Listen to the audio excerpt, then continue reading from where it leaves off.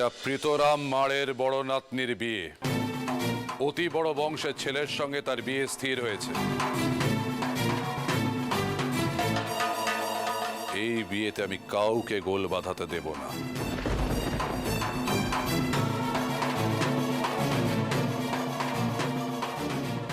এই কথাটা যেন সবার মাথায় থাকে। কই দেখি আমার পুতনিকে, দেখি সেজে গুজে কেমন লাগছে। ও বাবা, কি সুন্দর দেখাচ্ছে, দেখ দেখিনি। চমৎকার লাগছে। রূপের আলোয় একেবারে চোখ যে ধাঁধিয়ে যাচ্ছে রে মা। ভূত জামাই তোকে একবার দেখলে আর চোখ ফেরাতে পারবে নে। জামাইয়ের মাথা একেবারে ঘুরে যাবে, তাই না টাকমা? তাক তাক বাচ্চা তাক।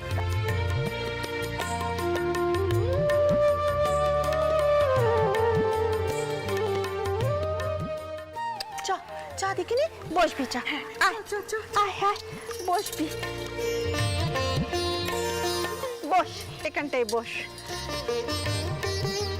তোর মাও একদিন এভাবে সেজে গুজে বসেছিল, মনে হয় এই তো সেদিনের কথা। যা বলেছো গো বড় গিন্নি, সময় কি আর কারোর জন্য থেমে থাকে গো? এবার আমাদের পালা শেষ, বুঝলে?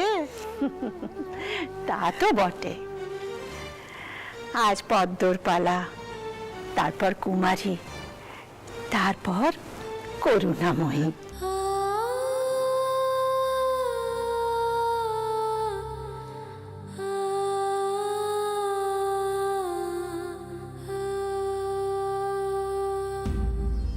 ওপরে ঠাকমা, কত লোকজন এসেছে গো।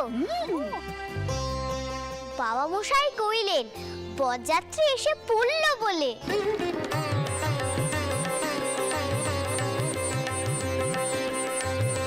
সুবলা দিদি, বাতাসি দিদি, পুটু দিদি, কে কোথায় গেলে? বরণ ডালা খুলে সব তৈরি করো। সরোজ, এদিকে আয়, জামাই এলো বলে। আয় এদিকে। যা যা যা যা যা যা।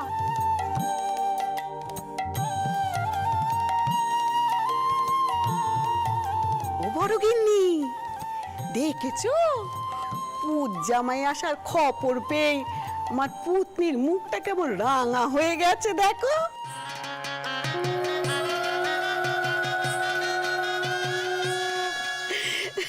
কি রে, এত লজ্জা পাচ্ছিস কেন?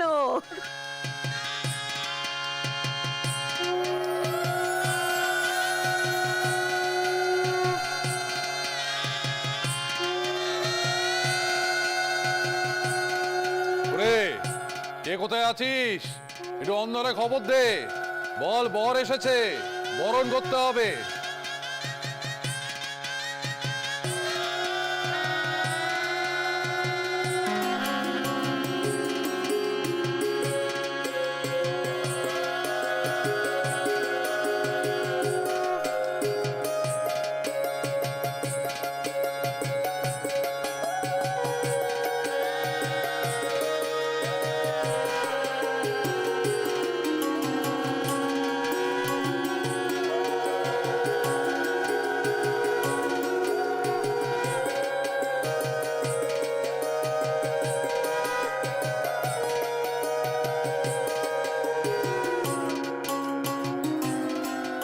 এসো মা, তোমার জামাইকে নিজের হাতে বরণ করে ঘরে তোলো।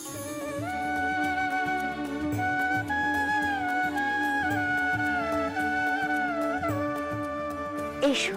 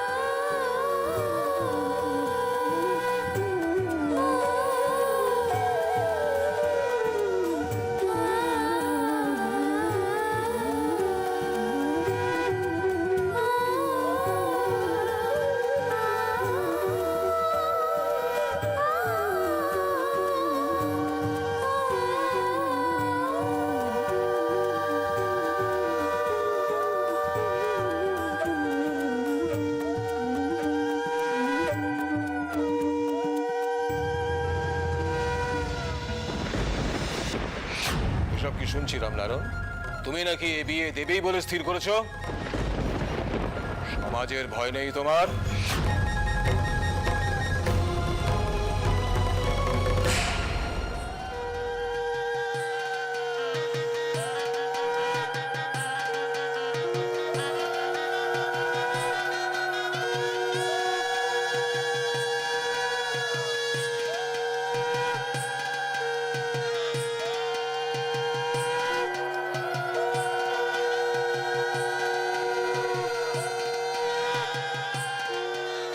হে রঘুবীর, তুমি বর্ষা, দেখো যেন আমার মেয়ের বিয়েতে কারো মান না যায়।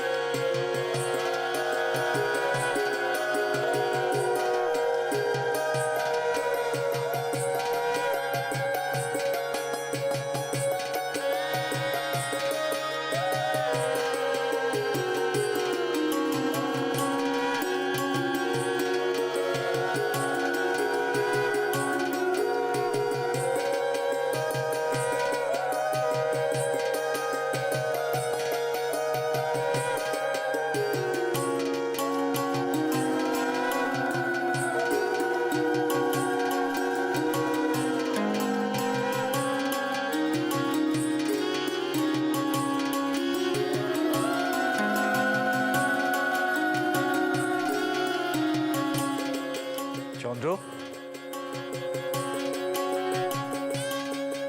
আমি বরযাত্রীদের আপ্যায়নের ব্যবস্থা করছি।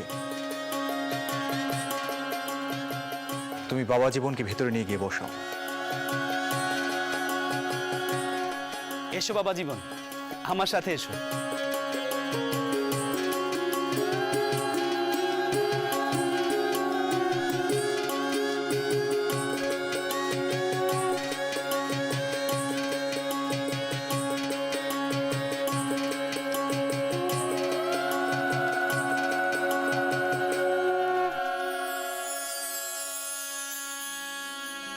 কি সুন্দর ব্যাটা হয়েছে দেখ।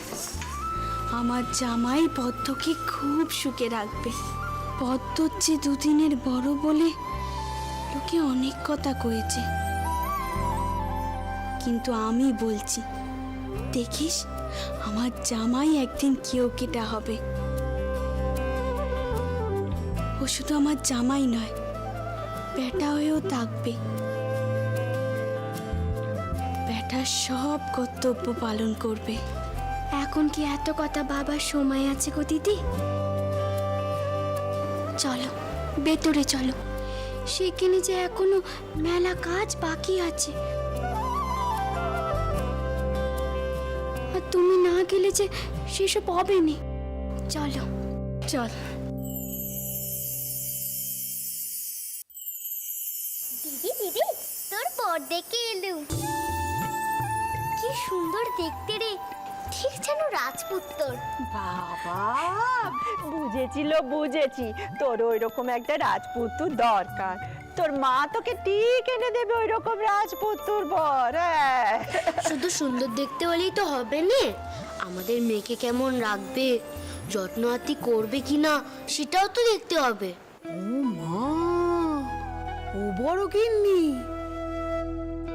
এই পুতির কথা শোনো, মনে হচ্ছে ওই যেন কন্যে কথা। কালে কালে আর কত কি দেখবো বলো দেখি। কেন, মাধব দাদু তো ঠিক কথাই বলেছে, ওর উপরই তো সব দায়িত্ব থাকা দরকার। তা দাদু, যাও যাও দেখিনি জামাই কেমন হয়েছে দেখে এসো তো, যাও।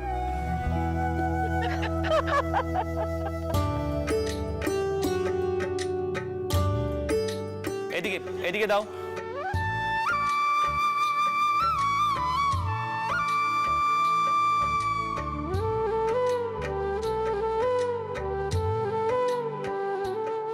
বললাম, জানবাজারে তো গান বাজনা খুব চল ছিল, শুনেছি স্বয়ং রামনিধি গুপ্ত মানে নিধুবাবু এই আসরে এসে গান গেয়ে গেছেন। তা কই, সেরকম তো কোনো আসর দেখছি না। গান বাজনা অবশ্যই হবে, আপনারা কি ধরনের গান শুনতে চান সেটা ঠিক না জেনে আয়োজন করা যায়নি। কালই আসর বসবে। কি দাদা, তাই তো? না মানে পদ্মমণির মায়ের ইচ্ছে গান বাজনার আসর না বসিয়ে দান ধ্যান, কাঙালি ভোজন এসব হোক। সে কি, এই বরযাত্রীদের মনোরঞ্জনের কোনো ব্যবস্থা থাকবে না? আসলে আমার বৌমা সমস্ত কিছু একটু অন্য দৃষ্টিতে দেখেন, তাই এই বাড়িতে এখন আর মজলিস হয় না। না না, এটা ঠিক হলো না। আমাদের দিকটা একবার দেখা উচিত ছিল। কি বলো তোমরা? ঠিক ঠিক, একদম ঠিক। আমাদের আন্তরিক আপ্যায়ন দিয়ে আমরা সেই ত্রুটিও ঢেকে দেবো। কি বলো কালী? হ্যাঁ, যতই করো না কেন, তুষের আগুনের মতো অসন্তোষটা জ্বলতে শুরু করেছে। ঠিক সময়ে খড়ের গাদার মতো দাও দাও করে চলে উঠবে।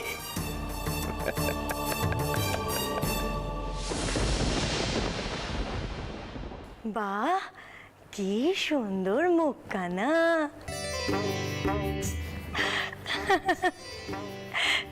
আমার নাচ জামাইকে দেখে আনন্দে আমার পিরানকার একেবারে পড়ে উঠলো। আমার পদ্মর সাথে আমার নাচ জামাইকে ভারী মানাবে। দেখি বর ঠাকুমা, আমাকে একটু কথা কইতে দেয়। হ্যাঁ গোপাল, কথা কইবে তো আমার সোনা বাবা। তুমি তো কথা কইবে, সবার আগে তুমি কথা কইবে। ওনার জামাই, এ হলো তোমার সম্বন্ধী। যাও মাধব, তুমি ওকে নিয়ে বসো, যাও। জামাই দাদা, আমি হলুম মাধবচন্দ্র, পদ্ম দিদি ছোট ভাই। আমি শুনলুম আপনি নাকি অনেক পড়াশোনা করেন, আপনি নাকি ইংরেজিও পড়া শুরু করেছেন।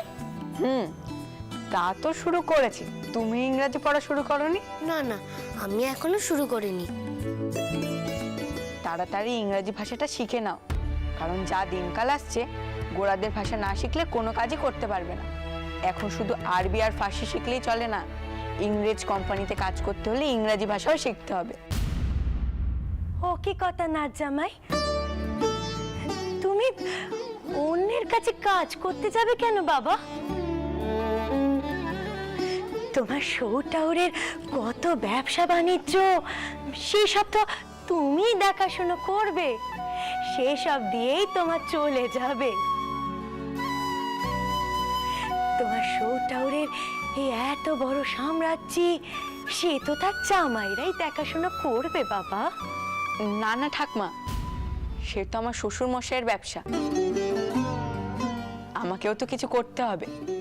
মা বলেন নিজের পায়ে দাঁড়াতে, সেই জন্যই তো আমি মামা বাড়িতে থেকে বদন মাস্টারের কাছে পড়াশোনা শিখি। জানো জামাই দাদা, আমার মাও ঠিক এই কথাটা বলে, আমিও তোমার মতন ইংরেজি কোম্পানিতে কাজ করব। দেখেছিস মেজো, আমাদের মাধব কি কইছে শুনেছিস? দিদিগো, এদের চিন্তা ভাবনাই অন্যরকম। এইটুকু বয়সে মাথায় এত বুদ্ধি কি করে আসে বলো দেখি? বুঝতে পারলি নে, ওদের মায়েরা এসব বুদ্ধি দিয়েছে ওদের। এখন আর আমাদের যুগ নেই রে, আমাদের ছোট বউকে দেখে বুঝতে পারিস নে। সময় বদলেছে, এখন মেয়েদের চিন্তা ভাবনাও বদলেছে। আসুন বিরাদা। বাবা জীবন, ইনি হলেন শ্রী রামমোহন রায়, আর ইনি শ্রী দ্বারকানাথ ঠাকুর। এসো প্রণাম করো। এনারা নতুন দিনের স্বপ্ন দেখেন, সেখানে তোমাদের মতো নবীনদেরই তো প্রয়োজন। আর তোমার যা চিন্তাধারা শুনেছি তাতে তুমি অনেক দূর এগোবে। নাও প্রণাম করো। থাক বাবা থাক, দীর্ঘ জীবন লাভ করো, বড় মনের মানুষ হও।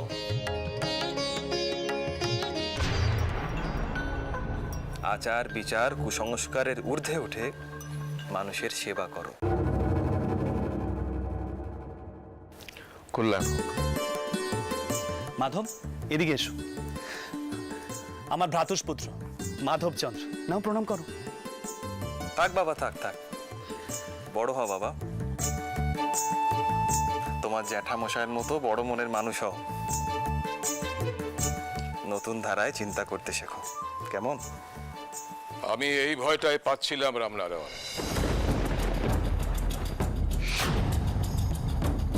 বিয়ে হলে তোমার ভাগ্নে ভুল পথে চালিত হবে।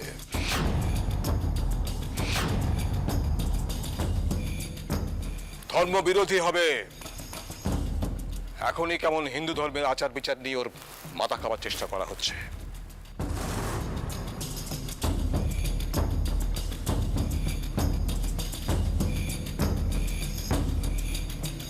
এরপরও হিন্দু ধর্ম বিরোধী কথাবার্তা বলবে।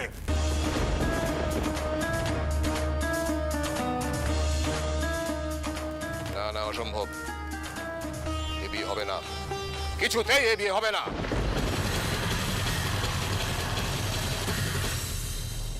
বাচস্পতি মশাই, আপনি একটা অজুহাত খুঁজছিলেন না?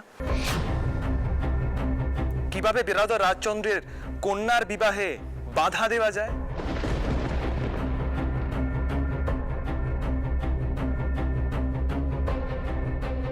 রাজচন্দ্র রামমোহন রায়ের বেরাদর, এটাই কি তার অপরাধ? রামমোহন বাবু, আপনারা হিন্দু ধর্ম বিরোধী।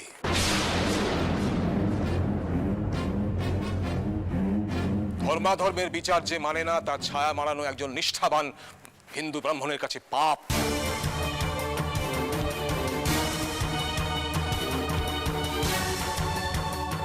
রামনারায়ণ দাস আমার পুত্র সম শিষ্য সুকুমার শাস্ত্রীর যজমান, সুতরাং তাদের ভালো মন্দের দায়িত্ব আমার উপরে বর্তায় বই কি। রামনারায়ণ,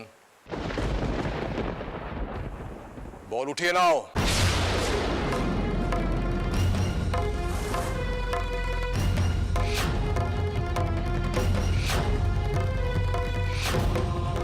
বিয়ে হবে না। আমি এ বিয়ে কিছুতেই হতে দেব না। আপনার পুত্রের বিবাহ হচ্ছে না এখানে,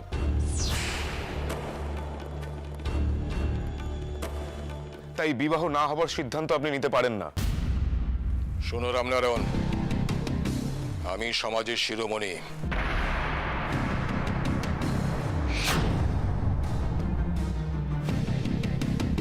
এখানে দাঁড়িয়ে আমাকে এত বড় অপমান করছে ঠাকুর বাড়ির পিরিলি ব্রাহ্মণ।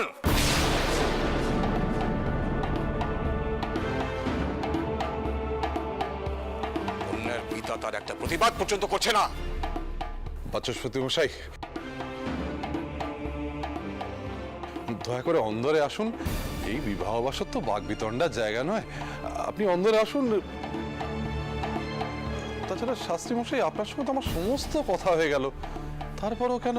বাচস্পতি মশাইকে এমন অপমান করার পর এখানে আর কোনো কথা হতে পারে না। কিসের অপমান? আমি তো কোনো ভুল কথা বলিনি।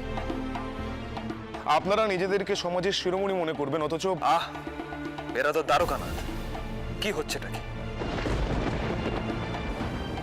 এটা রাজচন্দ্রের কন্যার বিবাহ আসর, তর্ক সভা নয়। এটা আমাদের অন্তত মনে রাখা উচিত। দেখুন, আপনারা সকলেই আমাদের সম্মানীয় অতিথি, তাই দয়া করে এখানে বাগবিতণ্ডা বাঁধাবেন না। বিআই মশাই, আপনি সকলকে নিয়ে ভেতরে বসুন। রামচন্দ্র,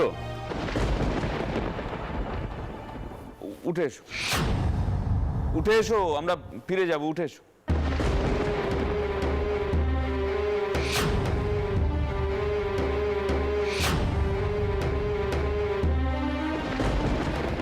কি কি বললেন আপনি? বিয়ের আসর থেকে বরকে তুলে নিয়ে যাবেন?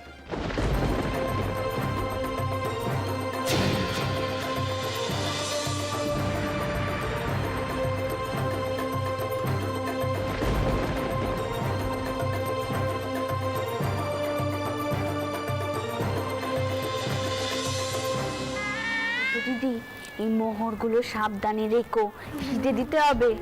হ্যাঁ গো বউ, তুমি এসব নিয়ে কিচ্ছুটি ভেবো না। দিদি, ও দিদি, দিদি নিচে বড় গোল বেঁধেছে, বর পক্ষ বর তুলে নিয়ে যাচ্ছে।